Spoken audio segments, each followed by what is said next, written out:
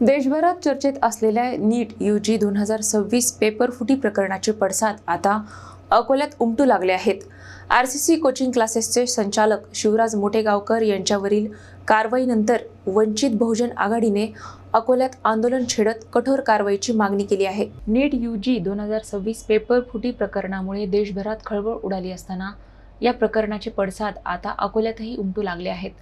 RCC अर्थात Renukai coaching क्लासेसचे संचालक शिवराज मोठेगावकर यांच्यावर केंद्रीय तपास यंत्रणेकडून कारवाई झाल्यानंतर वंचित बहुजन आघाडीने अकोल्यातील आरसीसी शाखेविरोधात आंदोलन केले।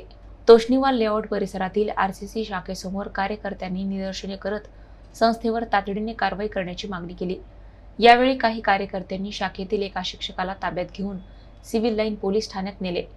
आरसीसी शाखा सील करावी, संस्थेच्या परवान्याशी तसेच आर्थिक व्यवहारांची चौकशी करावी आणि तपास पूर्ण होईपर्यंत शाखेवर निर्बंध घालावेत अशी मागणी आंदोलकांनी केली।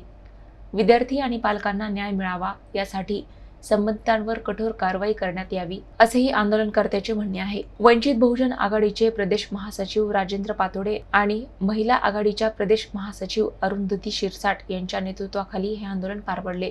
दरम्यान सिव्हिल लाईन पोलिसांनी पुढील कायदेशीर प्रक्रियेला सुरुवात केली आहे।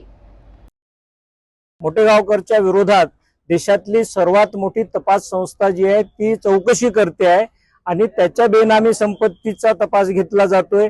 त्याच्याकडे विद्यार्थ्यांनी किती पैसे गोळा केले त्याचा तपास केला जातोय।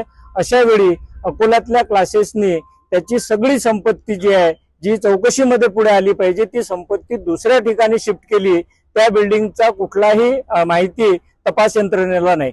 21 तारखेला जी परीक्षा होणार आहे त्यासाठी विद्यार्थ्यांच्या हितासाठी आम्ही असं करतोय सांगतायत, मात्र मुख्य आरोपीला संरक्षण देण्यासाठी त्याची संपत्ती लपवण्यासाठी त्यांनी हे सगळी प्रॉपर्टी शिफ्ट केली। म्हणून वंचित बहुजन आघाडीच्या वतीने आम्ही आज जाऊन त्यातले जे प्रशासकीय कामकाज पाहणारे त्यांचे कर्मचारी होते त्याला पकडून इथे आणलं।